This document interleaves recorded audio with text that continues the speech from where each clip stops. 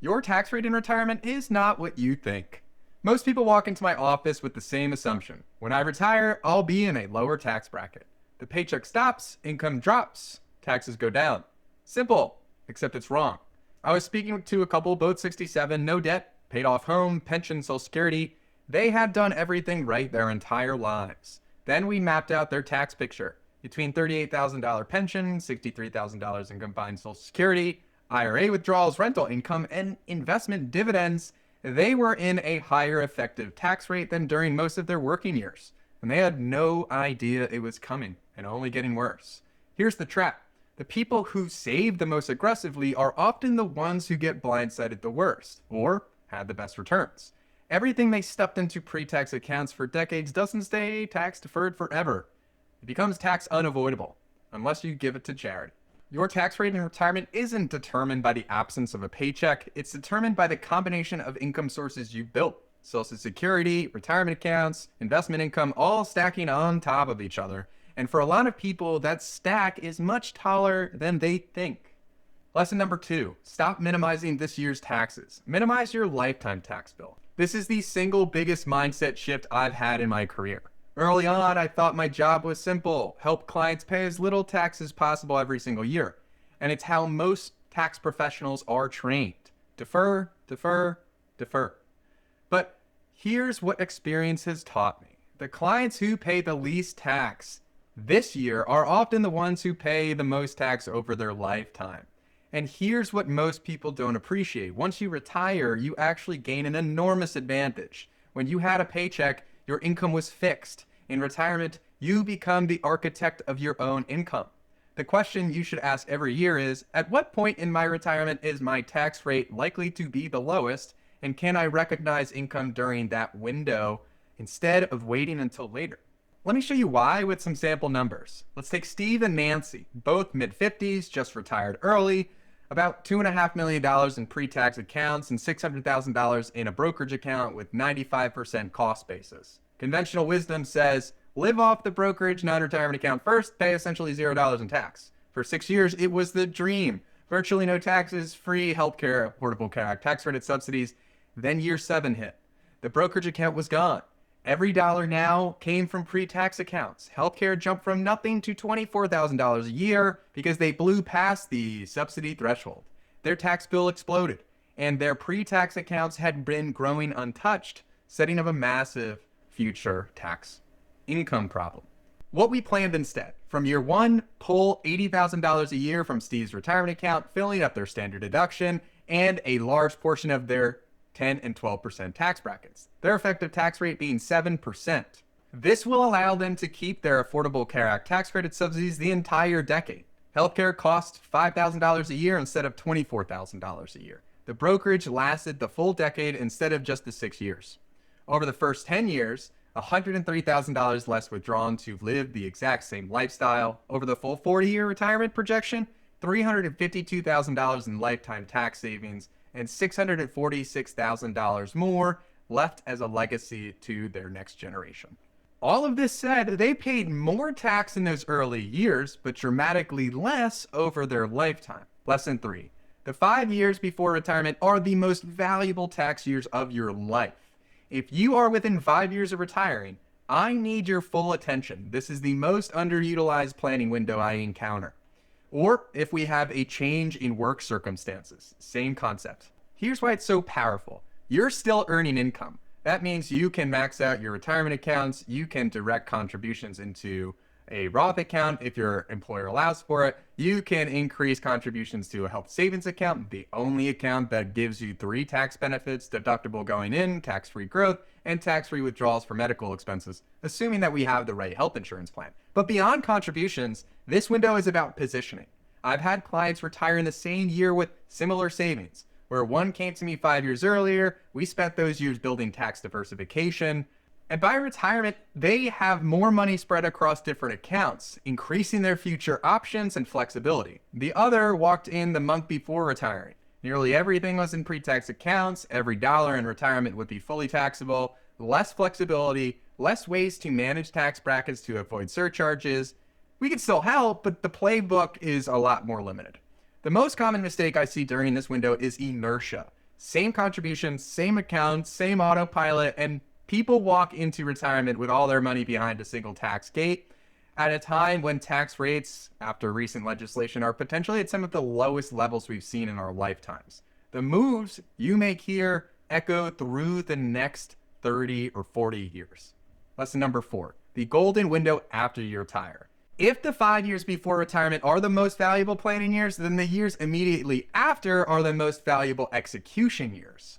The moment you stop working, your taxable income drops like a rock. No salary. If you delay Social Security, that income isn't there yet either. No required distributions until our 70s. Your income is whatever you decide it to be. This is the tax valley. For most people, it's the lowest their tax rate will ever be. The mistake that I see most often, people retire, breathe a sigh of relief, and coast for years. By the time they realize they had this window, it's gone. With Steve and Nancy, this is exactly the window where we had executed their first retirement account withdrawal strategy. This allowed us to move $800,000 out of their pre-tax accounts at an effective 7% rate during their decade before Social Security and RMDs kick in. Compare that to 22 to 24% they'd face later. That window was the entire engine of their plan. Here's how I think about the framework. In the first couple of years after retirement, consider filling lower brackets through strategic either withdrawals or conversions and offsetting any standard deduction we have available to us. It's free money and the deduction goes away if we don't use it for the full year. By years 3 through 5, consider evaluating whether or not to push higher into future tax brackets depending on our future projected tax bill. Once Social Security starts, we adjust. Every dollar you move during these low-income years is a dollar that you will never generate on an RMD, never increase your Social Security taxation, and never trigger a future Medicare surcharge. This is also prime Roth conversion territory, but the key is sequencing. You don't layer conversions on top of existing income. You create room first, then you fill it. With Joe and Marie, we made 4 separate adjustments. Asset location shifts, pausing IRA distributions, bunching their charitable giving before a single dollar was converted.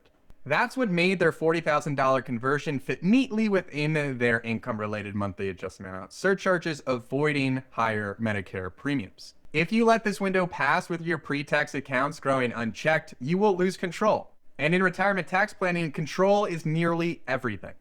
Lesson 5, your accounts are not created equal. Most diligent savers I meet have nearly everything in pre-tax accounts. Traditional 401ks, IRAs, maybe a small checking account. That's it. For decades, the playbook was simple. Maximize the retirement accounts, get the match, free money from my employer, defer as much as possible. That advice built serious wealth, but it also created a problem that most people don't see until we're getting closer to it being too late. Here's how I explain it. If you have $2 million in a traditional account, you do not have a $2 million portfolio. You might have about a $1.5 million portfolio. The rest belongs to the IRS or the state. You just haven't written the check yet. The question is, do you pay those taxes on the IRS's schedule or on yours? Your retirement savings should live in 3 distinct buckets. Pre-tax, so these are our traditional 401ks and IRAs. Every dollar out is taxed as ordinary income. Tax-free, which is our Roth accounts and HSA accounts. Every dollar out is tax-free. No impact on Medicare, Social Security taxation, or RMDs. And then we have after-tax accounts. These are our brokerage accounts. These are long-term capital gains that could be taxed at 0 cents on the dollar if income is low enough. You get flexibility with tax loss harvesting as well, which might offset some of your other ordinary income. The power isn't in any single bucket. It's in having all 3, because then you can choose where to pull from each year based on what's optimal for that given market, tax situation, and your needs. But here's where most people will miss. It is not just about which accounts you have. It's about what you hold inside of them. With Joe and Marie, we didn't change a single investment. Same portfolio, same risk. We just changed where things were held. We moved $180,000 of bond funds from their taxable trust account into their IRAs and replaced them with diversified stock funds in their trust. Bond interest was quietly adding $16,000 a year in fully taxable income just sitting in the wrong account. Not to mention that their trust tax brackets were far more compressed and they were getting hit with some of the highest tax bracket rates at some really low income levels. Look more into this if there's anybody watching this that has irrevocable trusts. It's very important information. What the stock funds generated was mostly qualified dividends at the capital gains rates, which would be at lower rates. Same money, same portfolio, and nearly $5,000 a year less in taxable income just from moving pieces to the right shelf. Where your money sits matters just as much as how much you have. Lesson 6. Everything is connected. This is the lesson that separates good retirement tax planning from great retirement tax planning. And it's where the most expensive mistakes happen. Think of it as an iceberg. Above the waterline, visible to everyone, is your federal tax bracket. Below the surface, Social Security gotchas, IRMAA surcharges, Affordable Care Act tax credit subsidy cliffs, state tax implications, impacts on your heirs. Take a Roth conversion. It seems relatively straightforward, but here's what actually happens underneath the hood. Your adjusted gross income goes up. That can push more Social Security taxation up to 85%. And because how the taxation formula works, someone in the 12% bracket can face an effective marginal tax rate of 22 or even 40%. Every additional dollar can cause 50 to 85 cents on Social Security to become taxable simultaneously. So these taxes can compound beyond what the marginal tax brackets would show. So this is a very important thing to know before we accelerate any income in any given year. The same income increase can trigger IRMAA surcharges on Medicare, but not this year, 2 years from now. Medicare uses a 2-year look-back period. A conversion in 2025 hits your premiums in 2027. But Bob, I'm younger than 65 and on the Affordable Care Act tax credit subsidy premiums. That conversion could push you over the subsidy cliff. And this gets reconciled every year. There's no 2-year waiting period. $1 over the threshold for the cliff for the subsidy could be 15 grand more in lost subsidies overnight. I had a couple trying a large conversion on their own. The federal tax was expected, but what wasn't is what triggered on their Social Security, IRMAA in the future, and what eliminated at the state level of their benefits. The all-in cost nearly doubled what they thought it would. And this is why I approach retirement tax planning as a cohesive system. When we built Joe and Marie's strategy, every step created room for the next. Asset location, withdrawal sourcing, charitable bunching, each designed so that the Roth conversion or retirement account distributions at the end fit cleanly. Pull one thread and everything shifts. That interconnectedness is where the real money is saved or lost. If you're watching this and realizing your retirement tax situation has more moving pieces than you thought, that's exactly what I've seen with hundreds of clients. If you'd like for me to look at your situation and spot check some opportunities and educate you on what I'd want to know if I were you as it relates to your position, feel free to schedule a healthy financial checkup, link in the description below. Lesson number 7, RMDs are not the enemy. I know this sounds strange after 6 lessons about reducing pre-tax balances, but the retirement industry has dramatically oversold the fear of RMDs.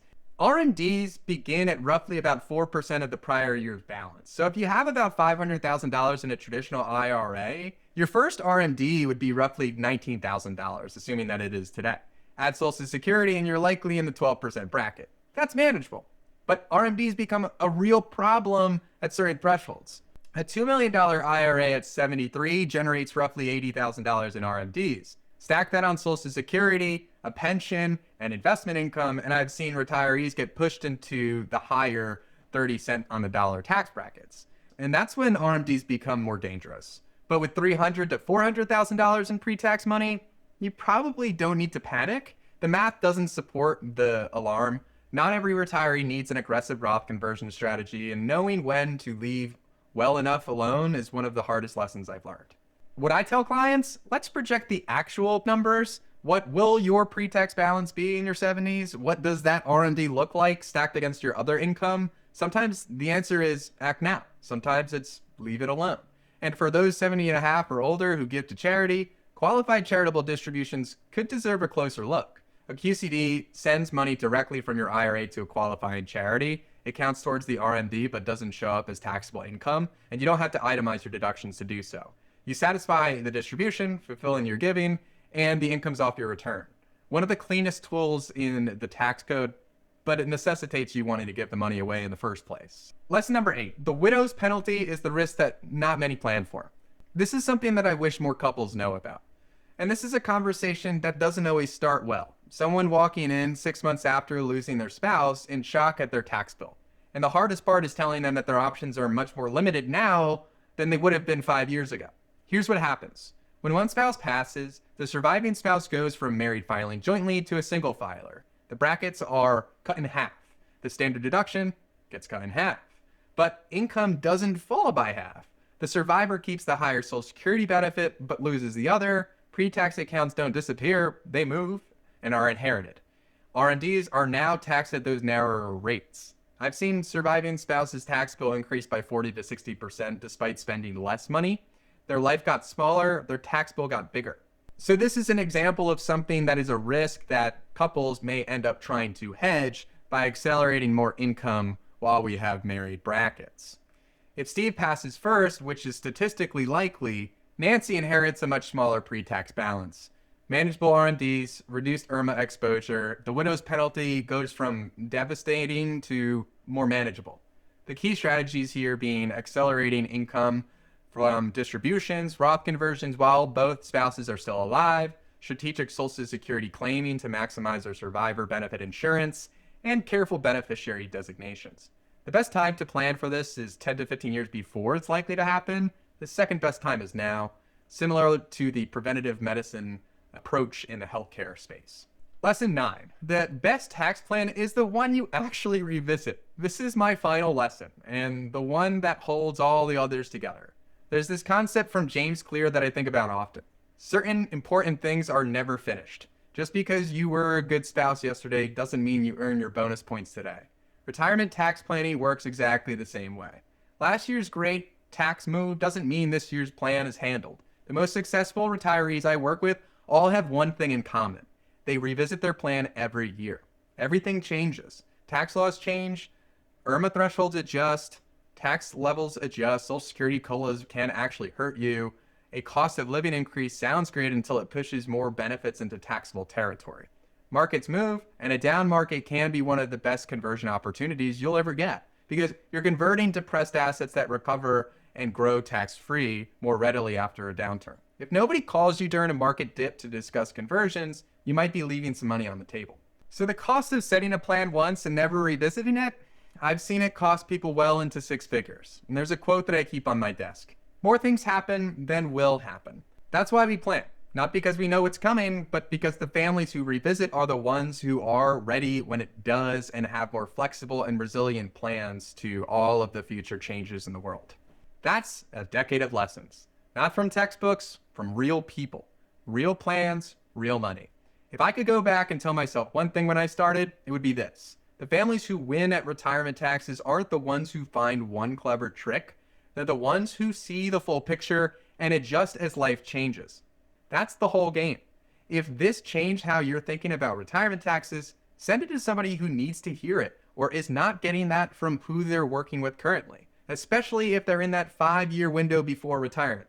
Speaking of which, if you are within 5 years of retiring, that window is the most important tax planning period of your entire life. And there's one expense during that window that will single-handedly decide what your retirement lifestyle looks like. I made a full video breaking it down. I recommend you go watch that next. See you there.